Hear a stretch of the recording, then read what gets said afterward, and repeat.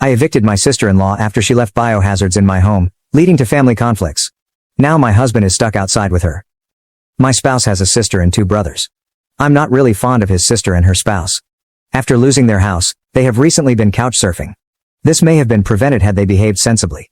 They initially remained with my in-laws, but they were asked to leave because of their unruly kids, citing my father-in-law's diabetes. After their elder children moved out, they then moved in with my husband's older brother and his wife, who had 2 extra rooms. However, they were forced to leave after 3 weeks due to planned renovations. They helped out around the house and generally kept things clean, so the older brother and his wife were pleased with them. The younger brother then moved in with them. The sister-in-law, SIL, assisted and managed her kids while they were there. Since her mother was coming to help with the baby, the youngest brother's wife, who was quite proud of her home and had just given birth, let them remain for a while. Finally, my husband agreed to take them in after being emotionally coerced. I only agreed if they kept the house tidy, especially because they had previously been untidy in my house. For instance, they would throw trash next to the trash can but not inside, frequently leaving behind dried and odorous food remnants. Even worse, instead of putting her old sanitary towels into the bathroom bin, SIL would frequently leave them on top of it. I asked the youngest brother's wife about their neatness before they moved in. According to her, everything was maintained tidy and orderly, so they had no complaints. But during family get-togethers over the holidays, I had personally witnessed how they behaved differently in other households than mine. I made my youngest brother and my parents-in-law witnesses to their pledge to help out around the house and to keep it as tidy as they found it in order to maintain accountability. They would have to depart right away if they disobeyed these regulations. SIL consented but retorted mockingly, "As you wish, Your Highness." It was all right for the first 5 days.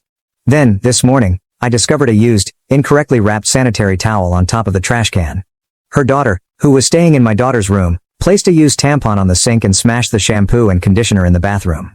Additionally, because SIL's husband had left for work early, the kitchen was in disarray. I couldn't risk my inquisitive toddler picking up a bloody sanitary towel.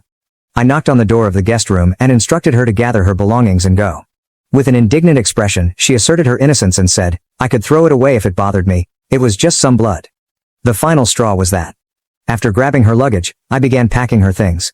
She refused to leave the house at first, claiming that she didn't follow my instructions and that she was going to wait for her brother. I informed her that I also own this house.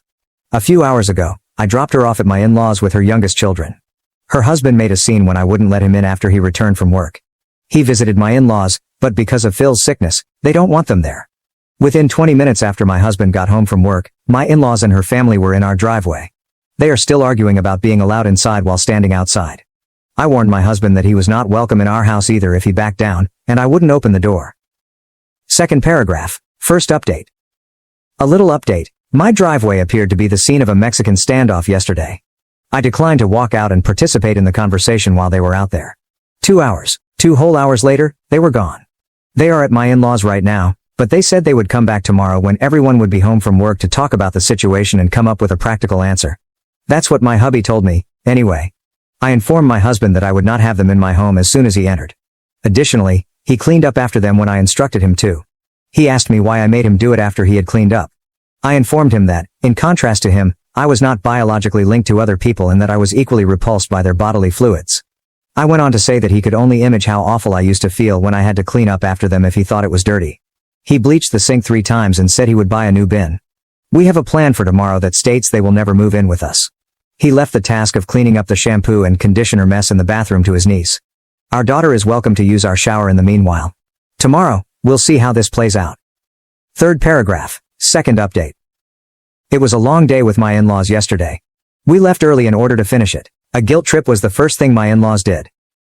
They first said they would house them until they found a place, but it wouldn't be good for FIL's health because of his diabetes.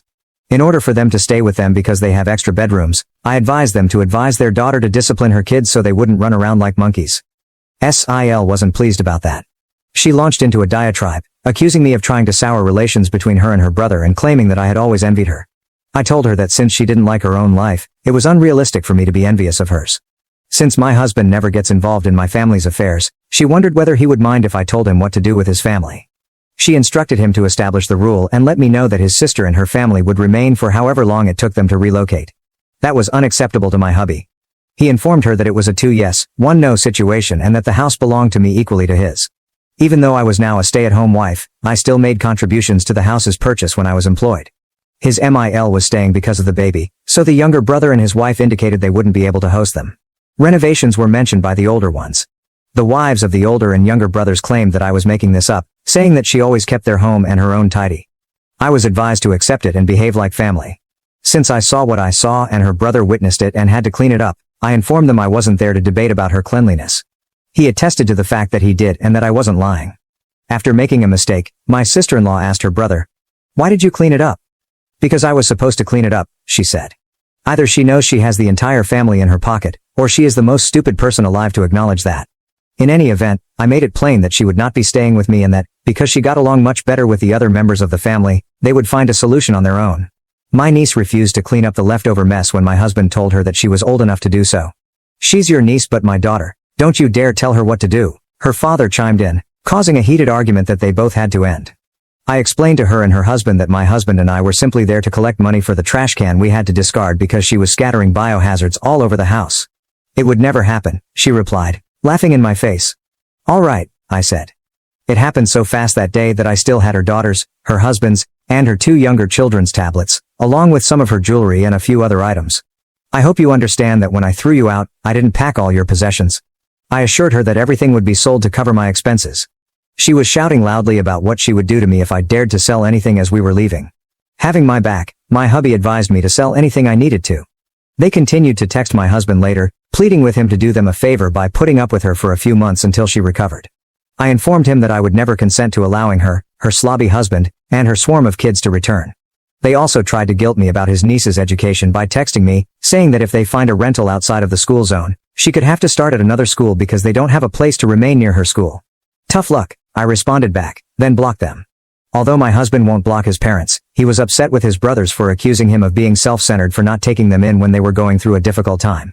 Although they acknowledged that it was disgusting, they justified her actions by speculating that I might have done something to make it worse. Finally, the wife of the oldest brother sent a voicemail to my husband's WhatsApp using her husband's phone. She said, "I'm not kidding. You're still fine to watch her 6-year-old on Tuesdays and Wednesdays as usual, aren't you?" I instructed him to determine the response to that inquiry. A new family was moving into the area, so I had to stay a little while longer after I went to pick up my kids. We held a brief meet and greet since the parents wanted to get to know the parents of their kids' classmates. Since I often pick up my husband's older brother's 6-year-old daughter on Tuesdays and Wednesdays, the office brought her to me. Since no one had been to pick her up, her instructor, assuming I was late because of the meeting with the new parents, instructed an office administrator to bring her to me when she saw me waiting in the hallway. I informed them that on Tuesdays and Wednesdays, I was no longer in charge of her. They must have contacted her mother when they brought her back to the office. My husband informed me when I got home from the meet and greet that his parents had called and expressed their disapproval of me leaving their grandchild. Additionally, they placed his older brother's wife on the phone, and she and my husband got into a heated argument. He spoke with the SIL I expelled as well. In the end, my husband informed his parents that they would not be allowed to speak to him for a week, and that he would only unblock them if they sincerely apologized to him and to me. After I made it apparent that I would no longer offer free services, he clarified that it was the parents' responsibility to arrange for pickup. For the time being, the SIL who I expelled is still living with her parents. My in-laws are hosting her spouse, 2 of her elder children, and her younger 2. The 2 younger ones and the other 2 older ones are dispersed throughout the other 2 homes. They did, however, imply that it would be a short-term arrangement because she had assured them that she would soon convince her brother to change his ways. I believe I have a long journey ahead of me. The wife of the oldest brother was present when I dropped off my kids at school on Friday. She trailed after me. She confronted me in the store parking lot when I paused to pick up some products. I refused to accept her sincere apologies and desire to make things right. She was desperate, claiming that since she is the lead and must oversee, she would lose the project if she missed one more week of overtime. She had to pick up her 6-year-old since her husband was unable to adjust his schedule. She argued that resenting her 6-year-old over a casual remark was not justified. Her child blamed me for the biohazards left in my house, so I told her that wasn't a casual remark. She stated that she hoped to diffuse the tension and that all she wanted was for everyone to get along. I suggested that she ask the SIL for assistance, but she said that the SIL had declined since she was barely able to manage her 3 children under the age of 7. In order to free up time and energy to pick up the kids, I advised her to ask the youngest wife, who has her mother residing with her. She claimed that rather than assisting with her 6-year-old, the youngest wife preferred to focus on the early recollections of her own child. I advised her to accept it and work with the people she regarded as family to find a solution. I then proceeded with my shopping. She was there once again when I went to pick up my child in the afternoon. She accompanied me home once we exited the pickup line.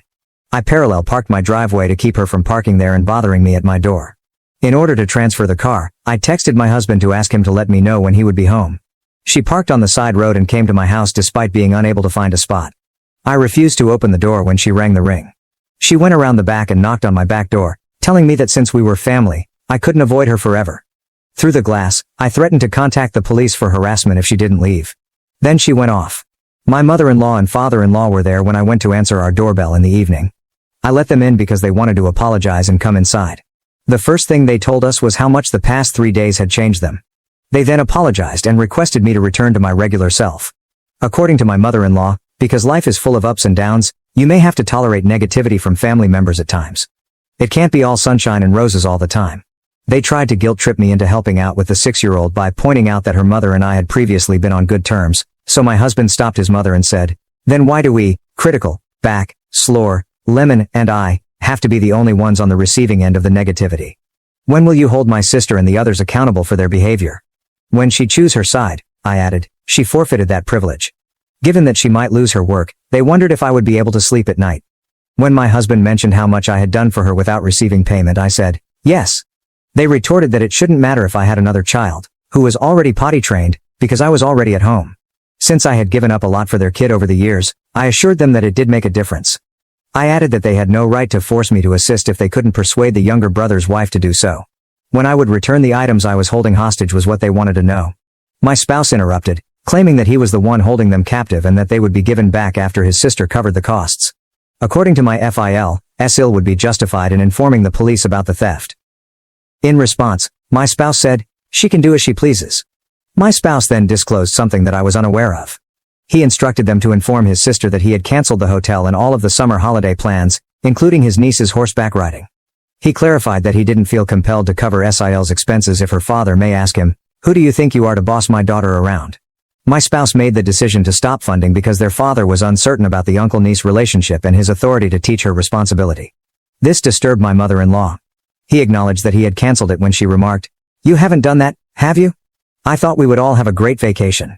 I refused to accept their attempts at justification, saying that SIL had a lot on her plate with the house loss and young children. I informed them that she had made bad decisions that led to her current predicament and that having a 9th kid would not make things better. According to my MIL, her body, her choices, means that every woman should make her own decisions regarding family planning, and I shouldn't tell SIL what she should or shouldn't do.